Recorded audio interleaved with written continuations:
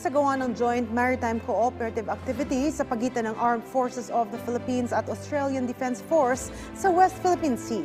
Layo nitong pagbutihin ang maritime interoperability at palalimin ang strategic partnership na nilagdaan ni Pangulong Ferdinand R. Marcos Jr. at Australian Prime Minister Anthony Albanese noong Setyembre. Ayan mga utol malinaw yan mga utol. Pero bago yan, pagkatapos nito pala, bago tayo bumalik sa ating featured video, tingnan na natin yung article tungkol doon sa reaction ng China.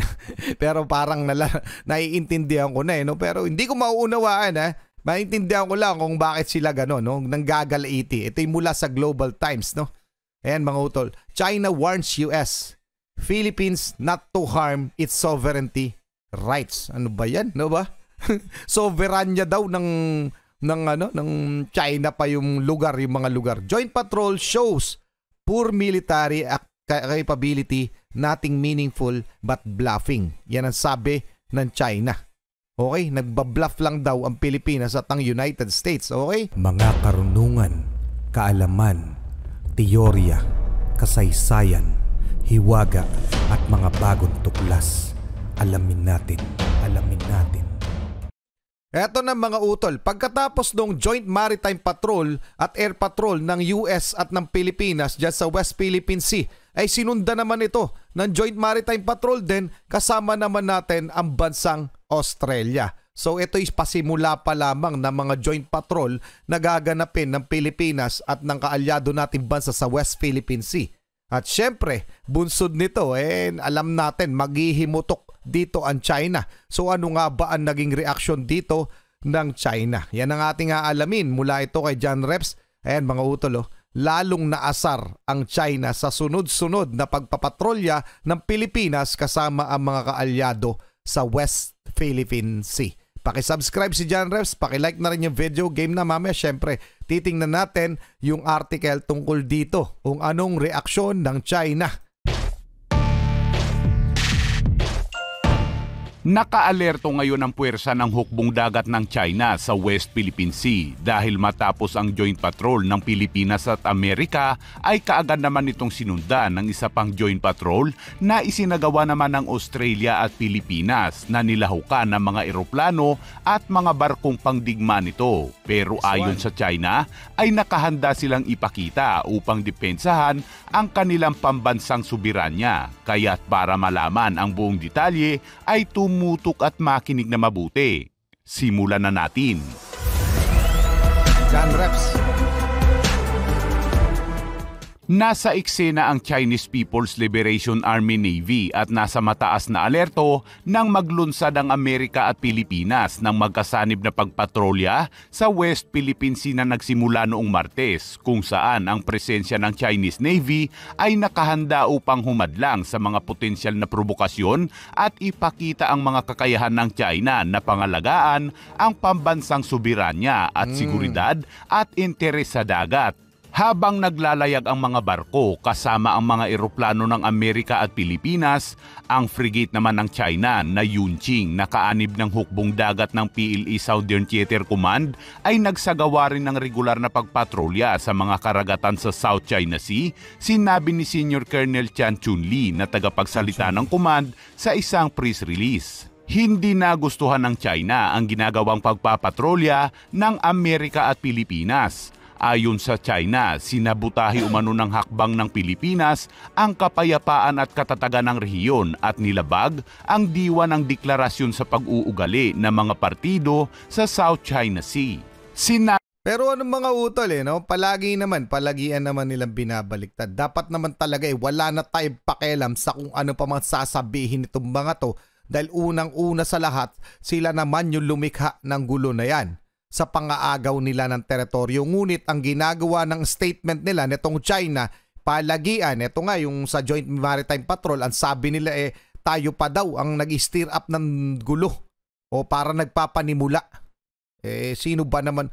So sinagot yan ni Senator Bato de la Rosa, ni Secretary of National Defense na si Gibo Chodoro na paano kami magsisimula ng gulo? Kayo nga yung dumadayo dito para mang-agaw ng teritoryo. So pabaliktad palagi. So dapat hindi na natin pinapakinggan ang mga sinasabi nitong mga to dahil unang-una sa lahat wala naman tong sansalita. Dahil matapos yung pag-uusap ni Xi Jinping at ni si President Marcos, ganun pa rin naman ang ginagawa nila sa ating mga teritoryo. So para saan pa? Anyway, pero sinabi naman ni President Bongbong Marcos na on process. Sige, sana nga ay mauwi sa maayos na usapin. Pero hindi yun hadlang para ipagpatuloy natin yung mga nauna nating agreement sa ating mga kaalyadong bansa, sa mga totoo nating kaalyado. Kasi itong China ay napakahirap naman talagang unawain ng kanilang kagustuhan at saka pabaliktad sila palagi mag-isip. Okay mga utol, tuloy na muna natin. Mamaya i-check natin yung report tungkol dito sa joint patrol na to o sa reaksyon ng China tungkol dito. Deklarasyon sa pag-uugali ng mga partido sa South China Sea. Sinabi naman ni Zhang Junxi na isang Chinese naval expert na limitado lamang ang kakayahan ng Amerika at Pilipinas na nakadeploy sa joint patrol habang ang presensya ng China sa panahon ng joint patrol ay nagsisilbing deterrent force at ipinapakita na ang China ay may kakayahan sa pangangalaga ng pambansang soberanya at seguridad at mga interes sa maritime.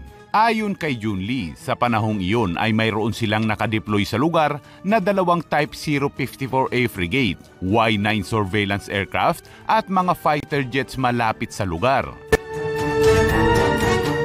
Dagdag naman isang, ang tanging tamang landas para sa Pilipinas ay bumalik sa pag-uusap at negosasyon sa China at lutasin ang mga alitan sa pamamagitan ng mapayapang paraan dahil kung gaano kagalit ang Pilipinas ay mas lalo silang galit sa pananabutahe daw ng Pilipinas. Ngayong galit ang China sa joint patrol ng Amerika at Pilipinas, abay hindi pa nagtatapos ang isinasagawang pagpapatrolya na yan dahil umarangkada na rin kahapon ang pinagsanib na puwersa ng Australia at Pilipinas sa isa pang joint patrol na isinagawa pa rin sa West Philippine Sea. Kung Siyempre mga utol, di ba? Malamang magalit sila at yun nga pinapalabas nila na tayo pa yung nagsasabotahe, tayo pa yung mali. Pero kahit balik ta rin natin ang salita o sitwasyon, paulit-ulit naman na sila naman talaga yung dahilan kung bakit nagkakaroon ng ganyan tensyon dyan sa West Philippine Sea, etong China. So anong masasabi nyo dyan mga utol? Pakinggan muna natin yung report mula sa PTV Philippines tungkol dun sa AFP and Australian Defense Force na sa Joint Maritime Cooperation Activity na ginawa sa West Philippine Sea para lamang sa legitimacy ng ating featured video. Sa gawa ng Joint Maritime Cooperative Activity sa pagitan ng Armed Forces of the Philippines at Australian Defense Force sa West Philippine Sea. Layo nitong pagbutihin ang maritime interoperability at palalimin ang strategic partnership na nilagdaan ni Pangulong Ferdinand R. Marcos Jr. at Australian Prime Minister Anthony Albanese noong Setyembre. Ayan mga utol malinaw yan mga utol. Pero bago yan, pagkatapos nito pala, bago tayo bumalik sa ating featured video, tingnan na natin yung article tungkol doon sa reaction ng China. Pero parang naiintindihan ko na no? Pero hindi ko mauunawaan Maintindihan ko lang kung bakit sila gano'n, no? Nanggagalaiti. Ito yung mula sa Global Times, no? Ayan mga utol. China warns US, Philippines not to harm its sovereignty rights. Ano ba yan? No ba?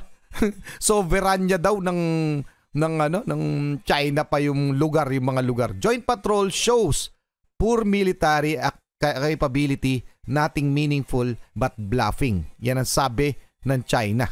Okay, nagbabluff lang daw ang Pilipinas at ang United States. Okay, basahin na natin ang konting nilalaman nito. China on Wednesday warned the US and the Philippines that their recent joint naval patrols near Chinese territorial waters should not harm China's sovereignty and maritime interests, with analysts saying the military activities by Washington and Manila showed the two countries have no sincerity to ease tension. Binabaliktad pa nila yung sitwasyon mga utol, no?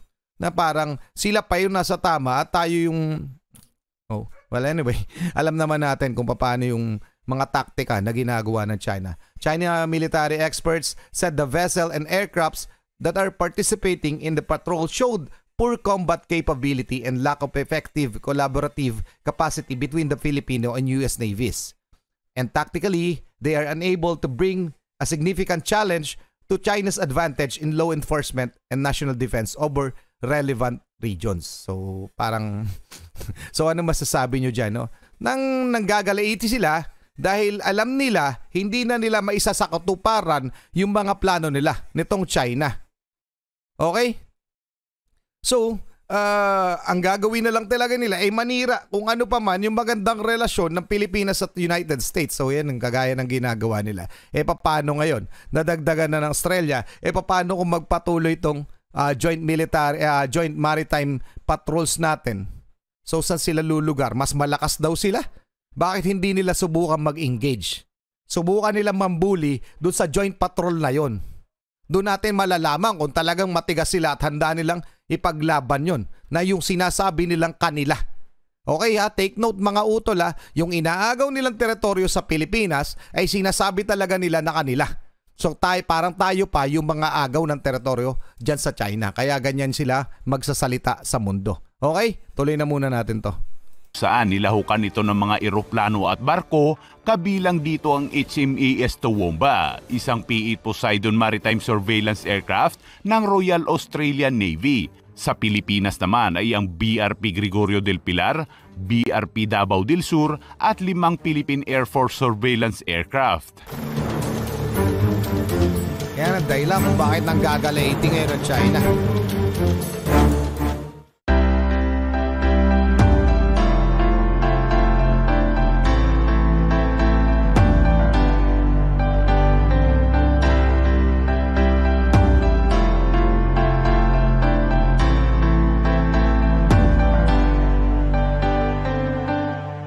Saludo ako sa unahin ko muna to. Saludo ako sa taktika na ginagawa ng ating presidente, no. Sige. Inulit ko na to ilang beses na, no, na parang hindi siya nagpo-provoke sa China. Hindi tayo nagpo-provoke sa China. Pagkos kinakausap niya, dinadaan niya sa diplomasya. So naipag-usap siya, ino-open yung communication, no, yung issue ay ina-address nila sa pamamaraan na paipag-usap pa rin sa gobyerno ng China. So okay yon. Pero at the same time, mga utol, tinutugunan niya yung mga tensions at yung mga pambubuli, yung harassment ng China sa pamamagitan ng pagpapalapit ng ating mga kaalyado at pagpapalakas ng ating depensa. O kung hindi man sa mabilisan nating pamamaraan, para yung pamamaraan na yun yung pagpaparating ng ating mga kaalyado, karagdagang puwersa ng ating mga kaalyado dito sa ating rehiyon. So that way, ready tayo kung ano pa man maging maisip nitong China na umatake. Pero yun nga sinasabi ko, kung talagang maangas sila, kung baga kagaya na sinasabi nila na mas malakas yung presensya nila doon, bakit hindi sila ngayon? Ngayon sila mag-engage doon sa Joint Maritime Patrol pagkasama natin yung kaalyado nating bansa. Oo, ginagawa nila pag solo tayo, pag solo Pilipinas, kasi kaya nila. Paano kung kasama natin nga yung US? Diba? So buntot-buntot lang sila, padogi-dogi lang, sasabihin lang, mag-i-statement lang sila na, oy, ginugulo nyo yung kapayapaan ng lugar. Una sa lahat, mga utol, uulitin ko lamang ito, mga nasabi ko na ito. Sila, yung China, ang nagpapagulo dito sa West Philippine Sea. Sila yung nagpapagulo, sila yung nangaagaw ng teritoryo. Wag na sasabihin na tayo yung nagpapagulo. Tayo po ay pinagtatanggol ang ating karapatan doon sa mga teritoryong kanilang pilit inaangkin. So tapos na doon ang usapin. Kahit ano pa sabihin itong mga to, hanggat hindi nila binibitawan o tinatantanan ng ating mga teritoryo, ay dapat lamang patuloy gawin ng Pilipinas yung anumang ginagawa natin ngayon. Okay, kagaya ng Joint Maritime Patrol, yung EDCA sites, yung pagpapalakas ng ating sandatahang lakas kasi tayo nagtatanggol. Hindi naman tayo nag-i-engage sa kanila ng kahit ano Hindi naman natin sila inaatake. Inatake ba natin China Coast Guard? Inatake ba natin yung China's Maritime Militia? Hindi. Pero nasa loob yan ng exclusive economic zone natin na dapat itinataboy natin. Hindi po natin ginagawa yan. Sila po ang gumagawa niyan, ang China. So kahit ano pang sabihin nilang pabaliktad na mga statement na tayo pa'y lumalabas na mali, hindi dapat tayo naniniwala mga Pinoy sa mga lecheng mga pinagsasabi ng Chinese na to. So ano masasabi nyo dyan mga utol? Pa-comment na lang ang inyong opinion at galaiti. Anyway, maraming salamat kay John Reps. Maraming salamat sa inyo mga utol.